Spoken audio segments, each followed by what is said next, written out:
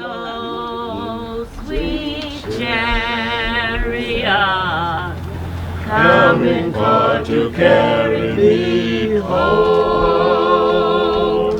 Sing, oh, sweet chariot, coming for to carry me home. Bruh wanted to live long enough to see Cecil get these accolades and this pat on the back, and for all of us to come together once again as a family. I was not, and probably wouldn't have gone back to San Angelo ever again if it had not been for that Cecil Williams celebration back there. And it was just a place that was not very pleasant for me. We had tried it before and couldn't get it to work on our own, so we backed off and said, okay, Lord, you tell us which way to go and how to do it. And we came here and that man stood up and said, we're going to have a Cecil Williams Day here in San Angelo, and this is what has happened. Here it is. And here we are, all here together. And it's a beautiful thing. Well, San Angelo was where I was born. It's my hometown.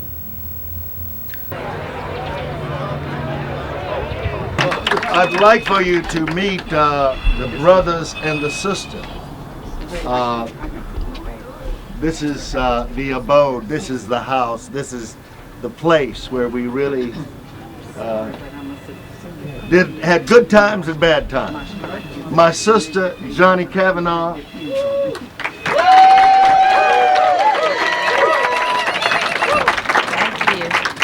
My brother, Earl.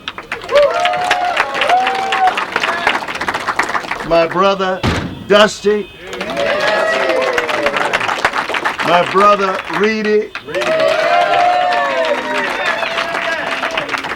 And there was a brother that died about a year ago. Yeah, something like that.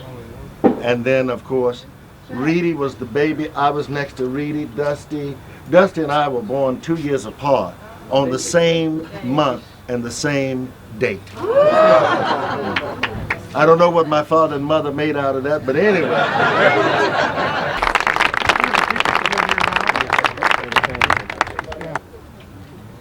Well, you know, every once in a while, some event occurs that you say that's a good thing. I'm saying that this is probably one of the best things that's happened, to come home, to be with the siblings, to touch the roots again, to smell the soil, to be with people that loved you and nurtured you and helped you, and those that still care about you. It's good, so good. I was so delighted this morning when Calvin brought me the paper to see my face on the front page of the paper rather than in the post office. So we had a lot of food. I don't know where it all came from. Sometimes it wasn't a variation very much, but we had plenty of food. And during the Depression, this street, of course, was open, Far Street. And the people who were called bums at that time rode the freight train. And they got off the freight train and came down Far Street. I'm sure a word must have traveled by word of mouth that those people will feed you. And they came down Far Street and knocked on our door and said, Annie, will you give us something to eat? Because that's what they called black people in those days. Would you give us something to eat? And my mother and my grandmother made sure that people had food, and they went on their way. So you can see where that came from, feeding people in the 30s. Okay, that's what my people did. Okay.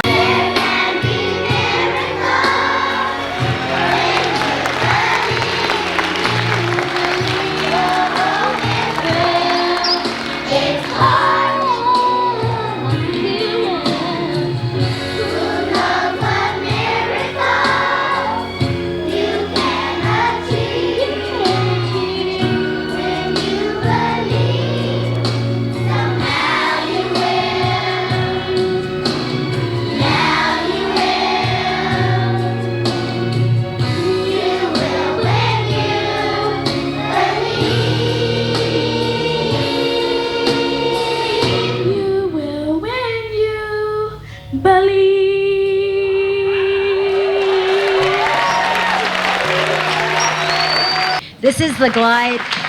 This is some of the Glide young people.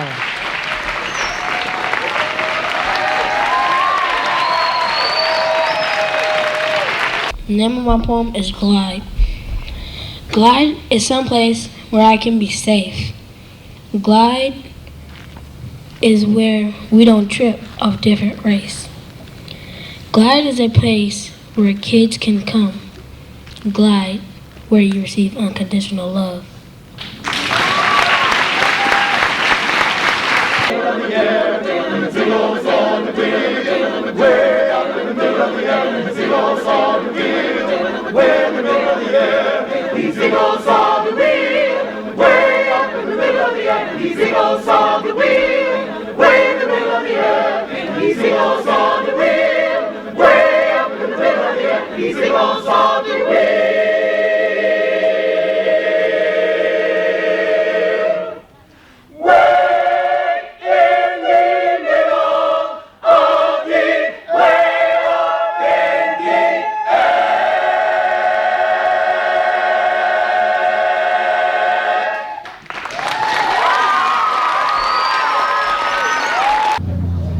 And graduated from, it was then called Blackshear School. Now it's called the Carver Learning Center, I understand. But this is where I used to go. This is where I played basketball. The courts were, I don't know, are these the same courts? Basketball, same courts? Oh my God.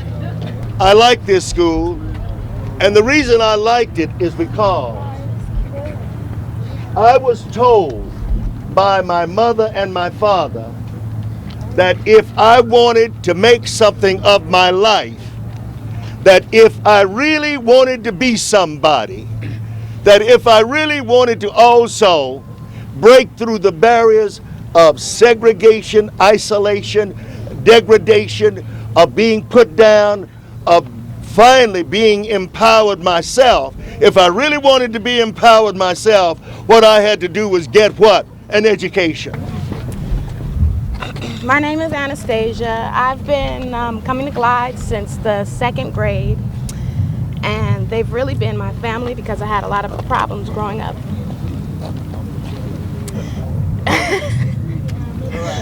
That's all right. That's all right. It's okay, baby. It's all right. You can cry. That's all right.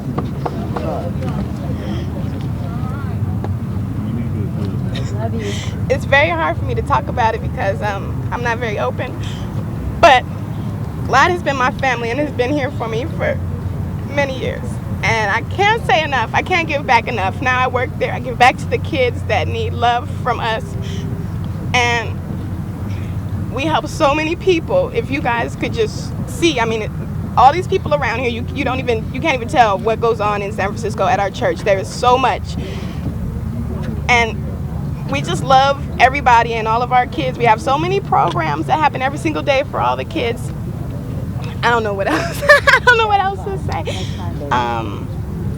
That's it. I've been there forever. I love it. I always keep coming back. No matter where people move me to, I fight my hardest to come back to it because it's my family.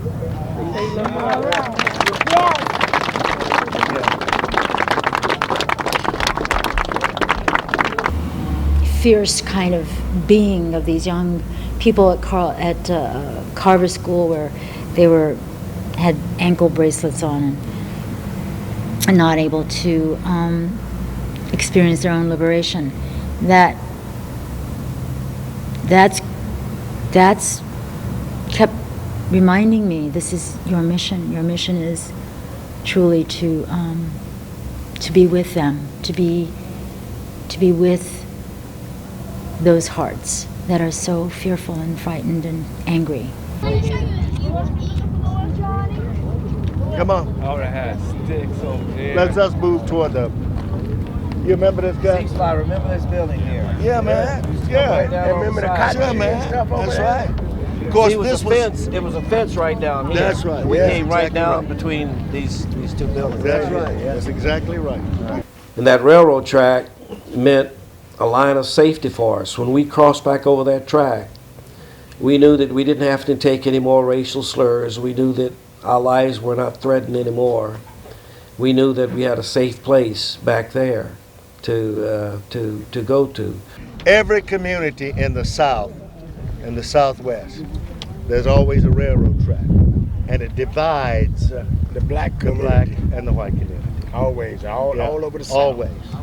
The railroad track was the mark of demarcation. You could not put the groups together when it came to the tracks itself. Because the whites lived over there and the blacks lived over here. That's it. Come over here. Don't come over here. Come on. See, the black Because we were in community. black town. That's right. And they knew if they come over here, we had some reinforcements. Because all we had to do is start yelling, and then That's people right. come out them houses, and we had them whooped. That's right. So we'd get right in and stop and say, come on. I know you did. Yeah, I Now, want them over here. wait. Reedy might have stood here and said, come on, but I didn't. I kept You have to keep going. That's right. Get on up there a little bit. One thing about it, we could run fast Oh, no doubt and we about could fight. That's Yeah, right. Yeah, run fast and fight. Yeah, all of us but Cecil. Oh, come Cecil didn't fight. Cecil preached to him. You can't do this. You better know it. Cecil would deliver my sermon. Y'all on the wrong side of the track. That's right. That's right. Don't y'all come over here. Especially you, Burrow. I can't understand why they would put a freeway right there, an expressway right there, unless they were also dividing the city. You know? Because the railroad track did it, now they put a freeway up there. Yeah, and And it's still that divided. concerned me when I saw Railroad track was that. not used anymore. Yeah, It's not used very much. The church, So, my church they used to had be make there sure that on that 6th was Street. still This is continued. 5th or 4th, something that and the church used to be on 6th Street, and they dug it up and cut right through it. Hi, I'm from Glide. You can glide high. Oh, thank You you. are made me. I'm Sandra. You said Good morning, sir. Ralph, I'm Sandra Maryland. I came from San Francisco. All the way from San Francisco? Well, welcome to San Angelo. We're glad Well, to you know, have you. the truth is I grew up here. Did you really? I did. Yeah. And I didn't know that Cecil grew up here for a long time. I've been going to church for a long time, and suddenly I realized that he grew up here. In San Angelo. So this All is right. very interesting for me.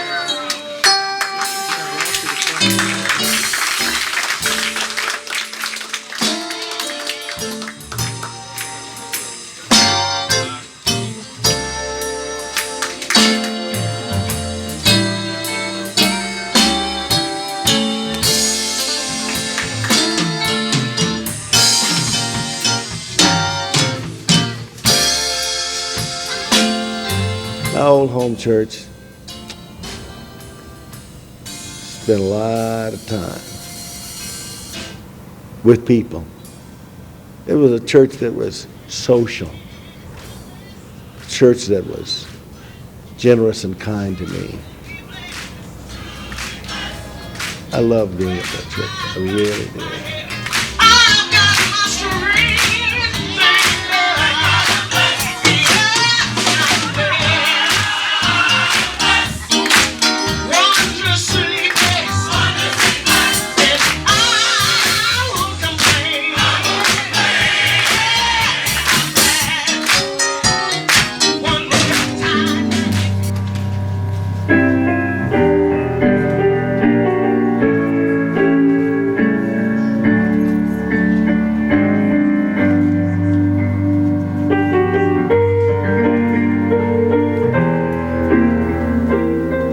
We have a woman preacher there now. And I love her dearly because she's so down to earth. I love that about her. And I think that church can be full. It's not that many seats in the church, but I think it can be full every Sunday. Home is where people come together. Home is where people share. Home is where people are empowered. See, I wanted a home where you didn't have to go around trying to back trying to get back at each other, trying to compete with each other, trying to do each other in. I wanted a home where people would say, look, you must be empowered, I must be empowered, we must be empowered, now let's work to be empowered. Wesley United Methodist Church, that's the church that I grew up in. Wesley United Methodist Church. That's the church that my family was a part of. That's the church that we went to day and night, and from one Monday to the next Monday.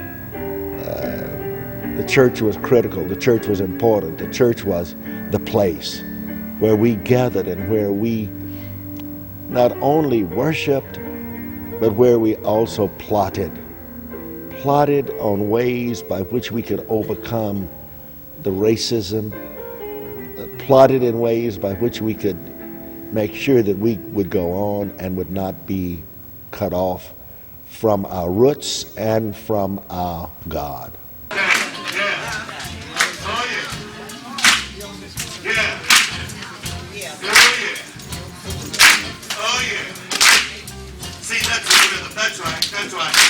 That's right. All cracking in time. Oh yeah. All living in time. Oh yes.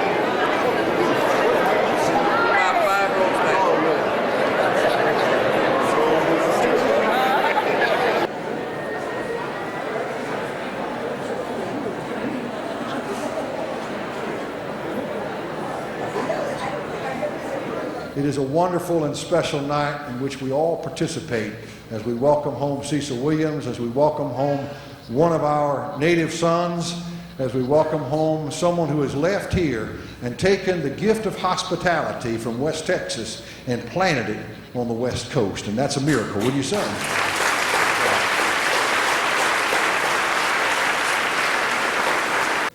See, you don't know this, but I want you to hear this.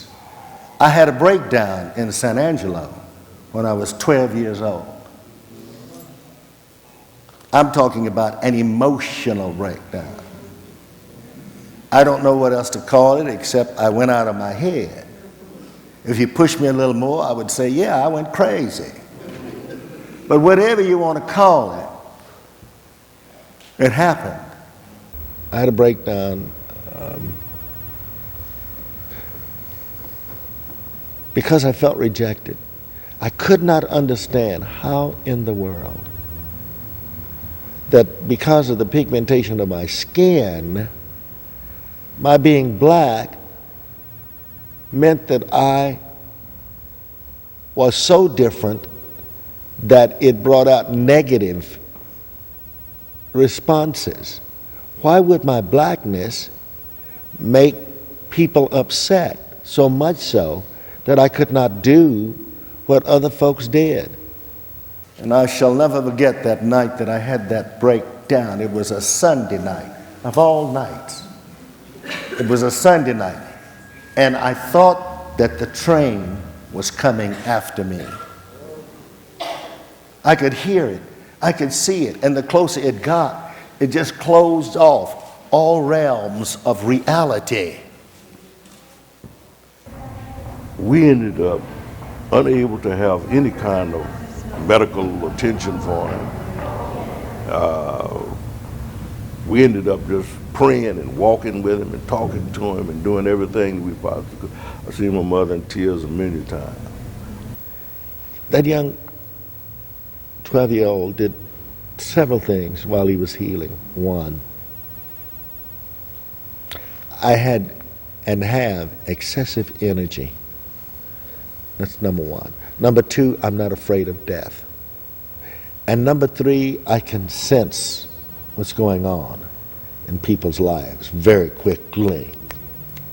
I can feel them out. I can sense what they're feeling. It gave me a strength that I did not have before, a sense of being that I did not have before. It lifted me up and set me in motion, and now I'm going. And in a real way, I can say that losing my mind, I found my life. We handled it in a way that we always handled any kind of emergency or anything that was different that happened in our family. We all pulled together. We decided that we had to do whatever we thought was to be done, and that was to stay as close to him as possible. That breakdown helped make me what I am today. That Cecil was so different from the rest of it, we could accept racism and live with it, where Cecil couldn't for some reason. What I'm saying now that I'm older with more experience and think different than I did then, that God was getting him ready for what he was going to have to do when he got to California in this way. Even as a kid, we called him Rev. When he was young, we were all kids, we called him Rev then even. So Cecil is one of the few people that I've known in my life who already had his profession figured out. Cecil knew what he wanted to be. Cecil wanted to be a minister. They told me when I was in my mother's womb, I heard them. Like Jeremiah, I heard them. They said, "You're going to be a minister. Hurry up and come on out."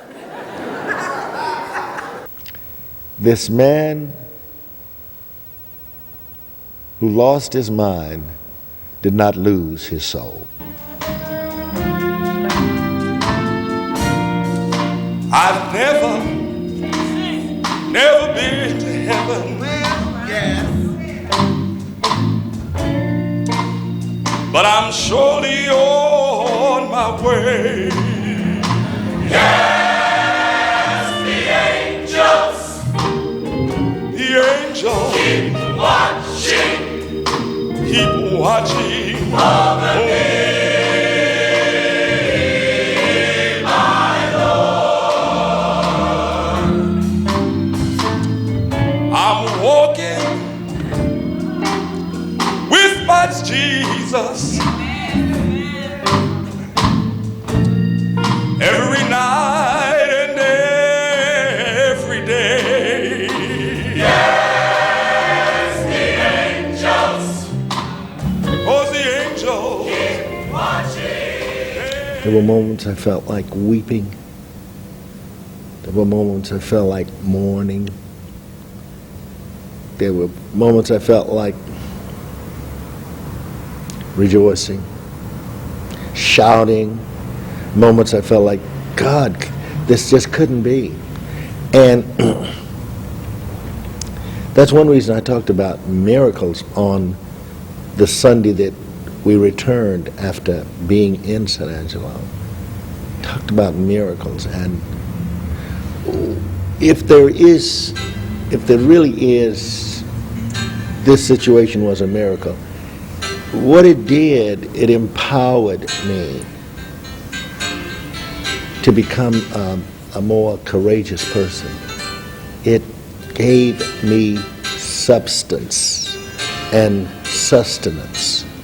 It gave me strength, courage that I had not had before.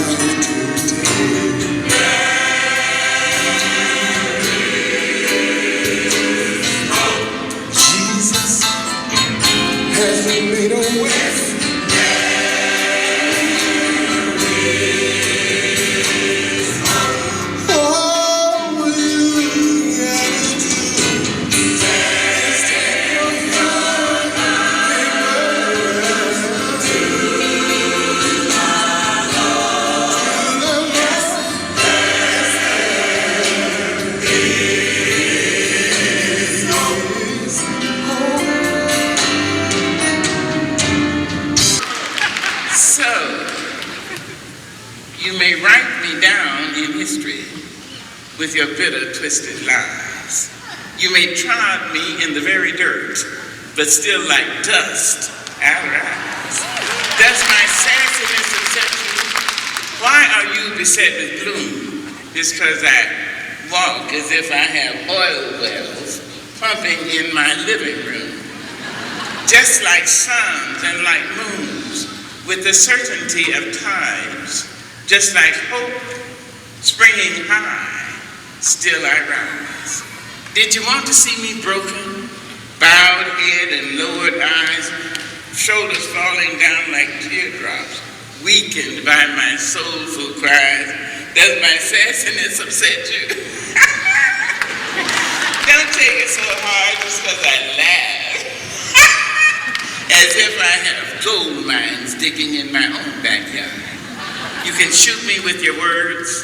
You can cut me with your lies. You can kill me with your hatefulness. But just like life, I'll rise. Does my sexiness offend you? Oh. Does it come as a surprise that I dance? As if I have diamonds at the meeting of my thighs. Out of the huts of history's shame I rise. Up from a past rooted in pain I rise. A black ocean leaping and wide, welling and swelling, I bear in the tide. Leaving behind nights of terror and fear, I rise. Into a daybreak miraculously clear, I rise. Bringing the gifts that my ancestors gave. I am the hope and the dream of the slave. And so, oh, when the saints go marching in, when the saints go marching in, Lord, I want to be in that number when the saints go marching in. Reverend Cecil Williams.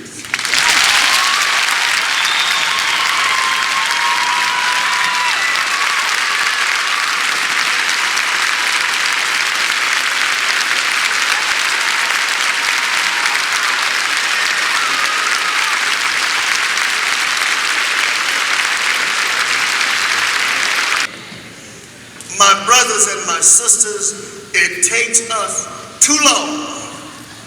That's why Martin Luther King says, how long, Lord? How long can a lie live? How long, Lord? How long can people hate each other? How long, Lord?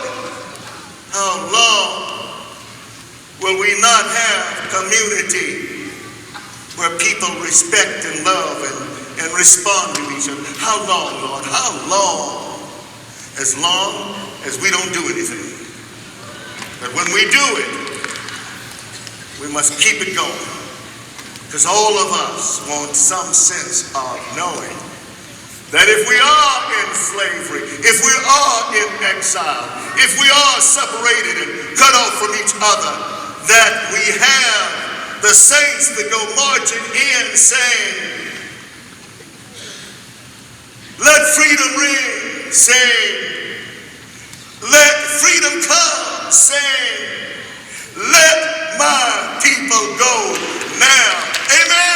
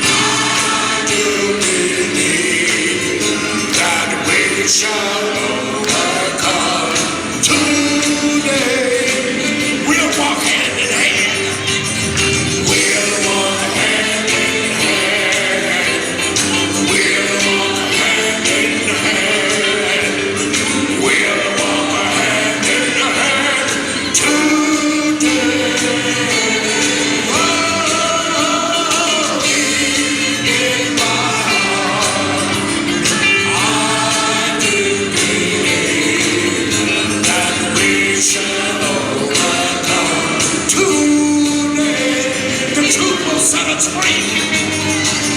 The truth will set us free. The truth will set us free.